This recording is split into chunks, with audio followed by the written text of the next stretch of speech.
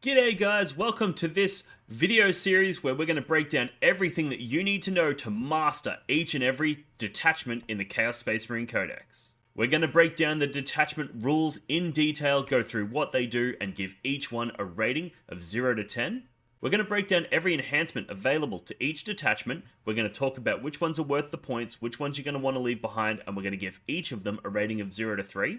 We're then going to break down all of the stratagems, some of the amazing power, which ones are worth the command points and which ones are not, and we're going to give each one of those stratagems a rating of 0 to 3 as well. We're then going to talk about which data sheets pair best with the stratagems, enhancements, and detachment abilities to create some truly brutal combos on the tabletop, and we're going to give them a further rating of 0 to 10. Once that's done, we're going to have an overall power rating for the detachment of 0 to 50 based on the above points. This is going to give you a real indication of how powerful this detachment is.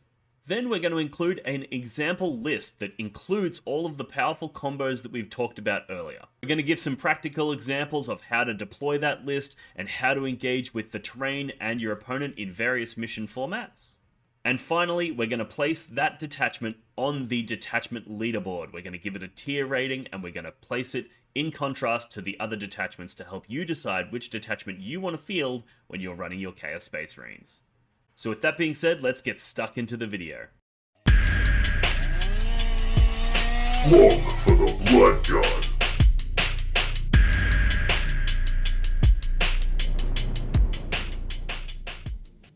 Alrighty guys, in today's video we're going to be talking about the Fellhammer Siege Host. This is your Iron Warriors inspired, hyper durable Chaos Space Marine detachment. Let's get stuck straight into it, shall we?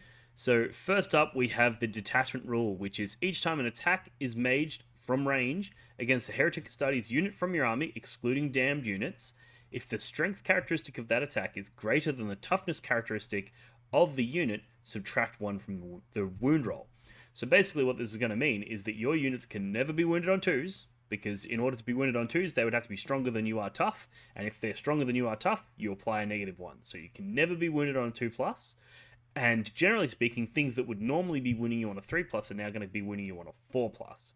So it's kind of like the old transhuman physiology rule, but slightly less powerful, and it does only impact you in shooting. So it's a decent detachment buff. It's going to have some utility. My issue with it is that because it only impacts shooting and half of the meta is full of savage combat armies, this is only really going to take effect half of the time. And so with that in mind, I'm going to give this a 5 out of 10. It is still pretty good, and it's going to have some case uses. I think this is particularly interesting on your low toughness models, because more attacks are going to be higher strength than you are tough, and as a result you're going to get more mileage out of this. If you're taking legionaries and they're hitting you with heavy bolters, they're back to winning you on 4s instead of 3s, for example. Whereas if there's heavy bolters are shooting into land raiders and maulers and predators, etc., then it's not going to play effect. So ironically, even though this detachment ability sounds like it's designed around making really big tough units, tough tanks, tough things like that, I actually think it plays better into the infantry side of the Chaos Space Marines. That being said, let's have a look at the enhancements, because there's some pretty interesting stuff in here. So first we have the Bastion plates, 10 points, Chaos Lord model only, excluding jump pack models, and once per battle round, when a saving throw is failed for the bearer's unit, you can change the damage characteristic of that attack to 0. So this is pretty good. It's going to mean that if you've got a unit of Terminators, you're going to be able to keep those Terminators alive. Once per battle round, you're going to be able to turn the damage to 0, and that's essentially giving you an additional Terminator. So you're paying 10 points on your unit, on your character here, but you're really dramatically increasing the durability of the unit he's attached to. I really like this one. I'm going to give it a 2 out of 3. Next, we've got the Warp Tracer. So this is 20 points. Heretic Astartes model from your army.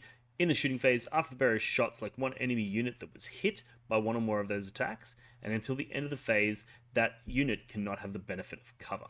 So 20 points is pretty hefty for an enhancement, but being able to strip away cover from your opponent is really, really good, because these days, 10th edition, it's very easy to get cover, so almost everything is going to have one additional armor save than it would otherwise have if you take this. So I think this is really, really interesting as well, and there's some really interesting combos that you can pair this with, which we'll talk about in the later part of the video. Then we've got Ironbound Enmity, 15 points, Heretic Astartes model only. Each time the bearer makes an attack whilst within range of an objective marker, add 1 to the wound roll. So for this one, I've given it a 2 out of 3. I think this is pretty good. Being able to get +1 to wound means that the damage output on your unit is going to go up quite high. And generally speaking, you're going to be hitting things that are on objectives anyway. So that's going to be pretty frequently applied. Next, we have Iron Artifice.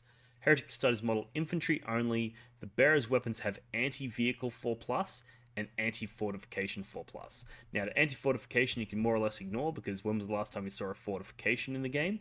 However, anti-vehicle 4+ is really interesting, and it's going to pair really well with some different stuff because essentially, if you have a Thunderhammer, the devastating wounds from that Thunderhammer will be triggered on a 4+. So you can make a Chaos Lord that's an absolute monster at tearing vehicles apart. So we'll break all of those combos down in a little bit more detail later. I'm going to give this one a 2 out of 3 as well.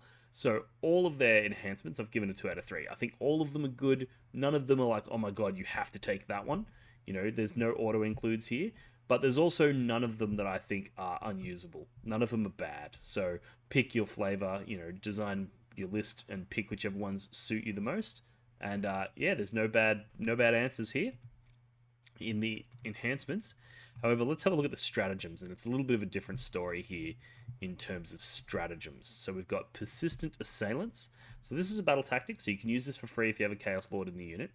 One Heretic Astartes unit from your army that was selected as the target of one or more attacks this phase and has not been selected to fight yet this phase. So basically, your opponent's going to charge you. You can use this stratagem because you haven't selected to fight yet and you've been selected as the target. Until the end of the phase, each time a model in that unit makes an attack, you can reroll a hit roll, and if your unit is below half strength, you can reroll the wound roll.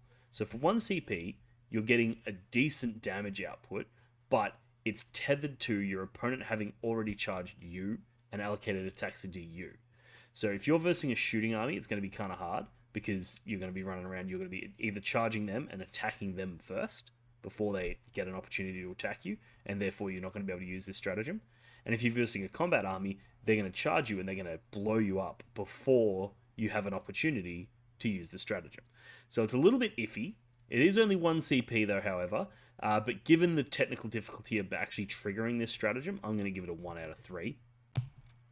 Next, we have Brutal Attrition. This is also only 1 CP. This one's an epic deed. So until the end of the phase, each time a melee attack is allocated to your unit, after the attacking unit has made its attacks, roll 1d6 to a maximum of 6 per attacking unit. For each 4+, the attacking unit suffers a mortal wound. So again, this is one of those things where your opponent charges you, they get to make their attacks into you, and then afterwards, you get to roll your d6 and hope to do some damage back to them. That being said, again, I think this is going to be relatively hard to trigger, and it's not going to do particularly impressive damage. I give this another 1 out of 3. Next, we have Pitiless Cannonade. This is only 1 command point, so it's pretty good, and it is a battle tactic. So if you have a Chaos Lord in the unit, you'll be able to get it for free. In your shooting phase, select 1 Heretic Astartes unit from your army that is yet to shoot this phase. And until the end of the phase, each time your unit makes an attack that targets a unit that is below half strength, an unmodified hit roll of 5+ scores a critical hit. So this is going to really dial up the damage of your units. However, the target of the attack needs to be below half strength. So if you've got a unit of 10 guys, you need to get them down to 4 guys left before you're able to use this stratagem. And then sure, you're going to be getting your sustained hits, or your lethal hits on a 5+ instead of a 6 from your Dark Pacts. But do you really matter at that point? You've already killed them down to below half strength. So I think there are some cases where this is going to be useful, particularly on big things like Land Raiders or Knights or, Baneblades or, those big chunky models, the Lord of Skulls. You get that thing down to 11 wounds left and then you use this and now you're getting your sustained hits on a 5+ or your lethal hits on a 5+ into it. In those niche scenarios, this is going to be good. But generally speaking, I think once again, this is one of those stratagems that you're probably not likely to use very often. I'm also going to give this one a 1 out of 3. Next, we have Point Blank Destruction. So in your shooting phase, 1 Heretic Astartes unit from your army that is within engagement range of 1 or more enemy units and has not been selected to shoot yet this phase. Till the end of the phase, your unit's ranged weapons, excluding Blast, have the pistol ability. Alright, so for this one to work, basically one of 2 things has to have happened. Either you've charged your opponent in your turn, you've hit them, they haven't fallen back, and then in your subsequent turn, you're still in combat with them, or they've hit you, they've failed to kill you, and then in your subsequent turn, you're still in combat with them. That being said, I think in this edition, that's quite unlikely. Most of the time when you hit something, you are killing it, and if you do hit something and you cripple it and don't kill it, chances are it's going to be falling back because it doesn't want you to fight them in your turn. So it's going to be relatively rare that this stratagem kicks off, and even when it does, turning a few guns into pistols, if you're a vehicle, you can shoot into combat anyway, so you don't really care. And if you're infantry, chances are you don't have guns big enough that you really care about this. And most of our infantry units are relatively good in combat, so you're probably going to just kill them with the combat. There is some niche cases where, for example, let's say you've got a big unit of 10 Terminators, they've charged something in, they've killed a bunch of them, you've fought back, you haven't finished them off, you're now in combat with them in your turn. What you could do is you could use this to get your pistols, then you could shoot them, killing them in combat, which then means in your charge phase, you're free to declare charges into other things. So it's not completely useless. That being said, it is so niche that if you don't really have the exact scenarios, this is very rarely going to come up. So as a result, I'm going to give this one, again, a 1 out of 3. It's another suboptimal stratagem. Next, we have Steadfast Determination. So this is a strategic ploy, 1 command point. In your opponent's shooting phase, just after an enemy unit has selected its targets, 1 Heretic Astartes unit from your army, excluding Damned, that was selected as a target of one or more of these units' attacks. Until the end of the phase, models in that unit have a 5-up, feel no pain. So this one is very good. This is probably the best thing in the detachment. This is so good. Being able to go, cool, I'm going to take something really tough like a Land Raider and put a 5-up, feel no pain on it. It's pretty wild. Taking a unit of 10 Terminators and your opponent's about to hit you with a bunch of 3 damage attacks or even 4 damage attacks, knowing that each one that gets through is going to kill a Terminator. Being able to go, cool, I'm just going to put a 5-up, feel no pain on those Terminators. Now those Terminators are super durable. This is a very good stratagem, and only 1 CP. It's a strategic ploy, which means you can't use it for free with your Chaos Lords, but it does also mean that if your opponent has the ability to negatively impact your command point costs, then they can't do it to this. So this is one that you're probably going to spam every single turn. I think this is quite good. I'm going to give this a 2 out of 3, and then we're going to move on to the next one, because it is worth noting in this one that it is only in the shooting phase. And like I said earlier, half of the meta right now is Savage Combat, and the fact that this is not going to protect you in combat means that it's just short of the 3. If this was combat and shooting, it'd be a 3 out of 3 stratagem. Last one is Siegecraft. At the start of your opponent's charge phase, 1 unit from your army, until the end of the phase, each time an enemy unit selects your unit as the target of a charge, subtract 2 from the charge roll. This is not cumulative with other negative modifiers to charge rolls. This one is fantastic because, like I said, half the meta is very combat oriented, and there's a lot of things in this detachment that are really skewed towards protecting you from shooting damage. This is the thing that's going to pull you out of those combat tricky situations. It means if somebody tries to deep strike and charge, normally they would need to roll a 9. Against you, they're going to need to roll an 11, which means they're just not going to go for it. And it also means that you're able to put yourself in positions where you're just going to be hard to charge off of objectives, hard to charge from behind walls. This is a really good stratagem. So those last two, the Steadfast Determination and the Siegecraft, are both very good stratagems. This one I'm actually going to give a 3 out of 3 based on the context that it's going to dig you out of those hard matchups, those hard combat games where you're getting really, really hurt, because the rest of your army is going to carry you through the shooting. So we're going to give this one a 3 out of 3. All right, let's talk combos. Let's talk about data sheets that blend really, really well with the enhancements and the stratagems that we just talked about. The first is going to be a Chaos Lord in Terminator armor with the Bastion plate.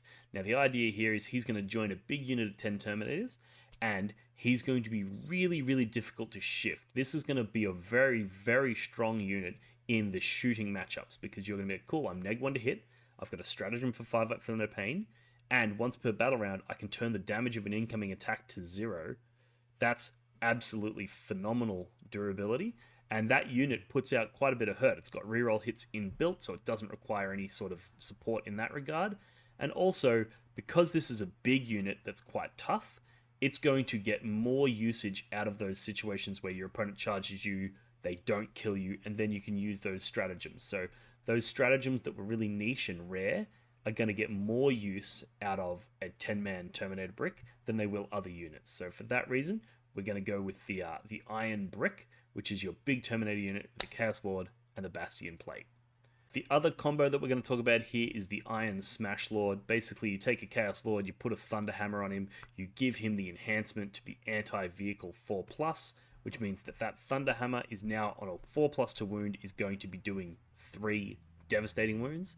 This guy's going to be going in, if you put him with Legionaries, he's getting rerolls on those wounds. So now you are on a 4-up with a reroll, which means 75% of his attacks are going to be doing 3 devastating wounds. This guy will single-handedly topple a knight. He's very, very powerful. He's a little bit hard to deliver because you don't have the capacity to advance and charge. You don't have, a lot of the different stuff the other detachments have. But when he does get there, he absolutely pops off. Downside to this guy is he's really only useful in the anti-vehicle matchup. But hey, when you've got a good job and you're good at it, what's wrong with that, right? So they're the combos that I see primarily being used for this detachment. None of them are really that exciting, however, unfortunately. So I'm going to just give these a 5 out of 10 in the way that, that Terminator unit is very good, but the rest of it kind of just feels very vanilla and very bland. Alrighty, let's run through an example list for the Fellhammer Siege Host. Now, like I've said in the other ones, this is an attempt to blend the theme and the style of the detachment with those competitive elements. Feel free to take this as a baseline and then modify it to suit your needs. If you want to make it more thematic, you can do that by adding in more tanks and things. If you want to make it more competitive, you can do that by adding more combat elements, etc. This is just a general kind of baseline that includes the combos that we spoke about in this video. So first, we've got the Chaos Lord. He's got the Iron Artifice. He's going to be going in there doing that, anti-vehicle 4+ devastating wounds shenanigans. Then we've got a Chaos Lord. He's our Warlord. He has the Bastion Plate, and he's going to go with a big brick of Terminators. We've also got a Sorcerer in Terminator Armor with Warp Tracer. Now, this guy's really good because one of the ability on the Terminator Sorcerer is basically to increase the AP of your attacks when targeting a unit. And then he's also going to be stripping cover off of that unit. So you're basically going to be able to go in, target something, and go, cool, I'm going to give myself +1 AP, and I'm going to reduce your armor save by 1 if you're in cover, which means that it's an additional 2 AP effectively for all of the units targeting that thing, which is actually very, very powerful. So the Sorcerer in the Terminator Armor, that's what he's there to do. He'll just run solo, probably. Then we've got a unit of Cultists, stick to your home field, screen out your opponent, all that, grunt work. We've got a big unit of 10 Legionaries. This is for your Chaos Lord to go in. And we've got a Rhino. This is for your Chaos Lord to go in as well. We've got a second Chaos Rhino, which we'll see what that's for in a moment. Then we go down, we've got a unit of Chaos Bikers. Now these guys, just relatively tough, they're fast, they can get onto objectives, they're a general all-purpose piece, and because they got that toughness 5, it does mean that there's going to be a lot of things. It's going to be very hard to wound these guys on more than a 4+, because you're going to have to be toughness 10 in order to do that. Makes these guys quite durable. We've got a Predator Destructor in here. We've got the 10 Terminators for your Chaos Lord in the Terminator Armor. We've got a Vindicator. The Vindicator and the Predator, I think they're just high-value pieces. They don't really gain any massive benefits from this detachment specifically, but they're just very high-value, they're very points-effective, and they're very reliable units. Alright, the next part of the list is 3 units of Havocs. We've got 2 here with autocannons and 1 with las cannons. Now, these guys pair really well with that Sorcerer that I talked about.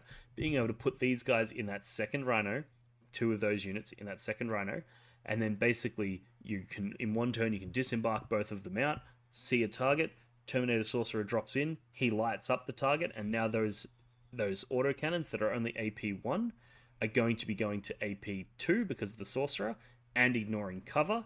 AP 2 ignores cover is absolutely brutal, pushes things like Terminators to their invulnerable saves, even if they're in cover.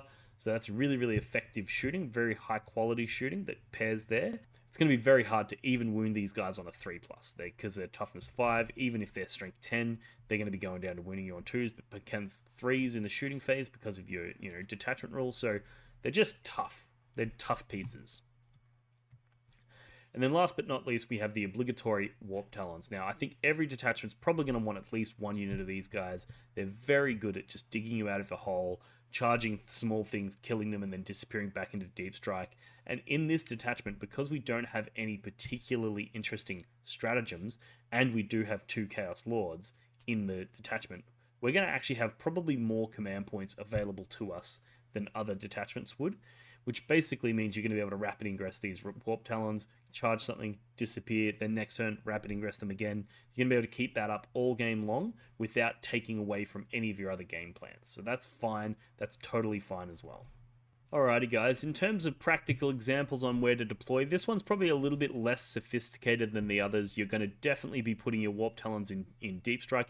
You're probably going to put your Terminators in Deep Strike as well so that they can rapid ingress as well.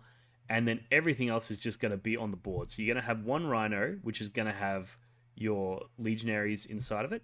And that Rhino you're going to want to stage somewhere towards the front. So let's have a look at one of the different deployment types. Let's say you're playing on this WTC map, right? And you've got a Rhino, you're going to want to deploy that somewhere safe where your opponent can't effectively shoot it, but it's close to the front. If you deployed it right on the line there, your opponent is just going to deploy their, whatever tank this is here, it's going to move up into the center there, shoot your Rhino, kill your stuff, and you're going to be real sad.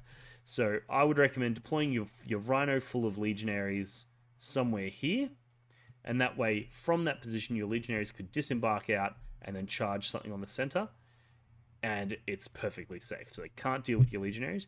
Your second Rhino is probably going to want to deploy over here inside this ruin at the back so that you're effectively able to stay hidden with those Havocs.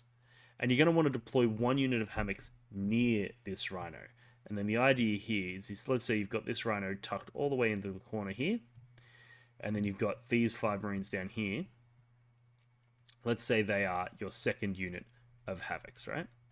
And basically you deploy something like that. Your opponent can't engage with either of them because you're so far away. And then in your turn, if they put something out on here that requires las cannons, you just go, cool, I'm going to disembark one unit of Havocs and I'm going to embark the other. So these guys get in, like so. And then these guys disembark out. They're 6 inches, or they're 9 inches because they get a 6-inch move plus the 3 from the disembark move. So they come out something like that. They shoot this, the other guys hop in, and then that Rhino is free to now move. And you probably want to start heading that Rhino out this direction throughout the game so that you can keep launching things out onto that objective. And then basically you're going to have the 2 Rhinos controlling those 2 flanks. You know, one coming down here, one coming up, staying up here, and maybe moving around this way, depending on what your opponent does. And then you're going to have your Warp Talons and your Terminators there, your Rapid Ingress Deep Strike threats. Your Terminators are really going to want to sandbag the middle here. Because if you take a big unit of Terminators and put it right in the middle like this, yes, your opponent is going to be able to draw a line of sight on them. All right, they're going to be able to move up and shoot them. But they're going to struggle to shoot through them because if they do dedicate all of their shooting, you just go, cool, 5 up, feel no pain, neg 1 to wound. You know, maybe you use smoke as well to get cover if you're there and you're not in cover. You know, you use go to ground, sorry, is the stratagem I'm thinking of. So you really just invest in them, keep them alive, and then from that position, they're going to be able to threaten a lot of parts of the board. So that's quite an effective way of using your Terminators. That being said, I just would recommend being very hazardous of your opponent's melee threats, because this army has very little defense against that, and that's going to really hurt you if you overextend your units out into the middle, and then your opponent's able to just charge you. And if they've deployed a lot of stuff here out of line of sight, they're going to make that real hard for you. So generally speaking, this is going to be a relatively low scoring army, I think. It's going to win a lot of games, but the way it's going to win games is it's going to hide, it's going to stay safe. Your opponent's going to know that if they come out, you're going to shoot them. So they're not going to, and you know that if you get too close to them, they're going to charge you, so you won't either. And you're going to play a real cagey game where nobody really presents any major threats. And if that works, you can use your transports to push up, and the transports will protect you from their melee threats, and then you can disembark out and bring your shooting to bear. So I think this is one of the least powerful armies that we have, for detachments that we have, but it definitely still has some play. Alrighty guys, let's chuck the Fellhammer Siege Host on the Detachment leaderboard for the Chaos Space Marine Codex. There's no surprises here that it's quite low. We're putting this in at a 27 points worth of power, which is significantly lower than your Pack Band Zealots. It's 10 points lower than the Veterans of the Long War, so it's not great. I'm calling this one a C tier. It's absolutely still playable, and I think people will still have a ton of fun with it. Just be very cautious that melee armies are going to rip this apart. and it's going to be really hard for you in those matchups. So bear that in mind. Go in with reasonable expectations, and I think you'll have a lot of fun at tournaments, but I wouldn't expect to see this on any podiums anytime soon. So that's our third detachment up on the leaderboard there. If you want to show your support for this channel, head over to blogforthebloodgod.com, and you can pick up some apparel like this. You can pick up objective markers. We've got dice, we've got gaming mats, we've got terrain, we've got tons of really cool stuff over there.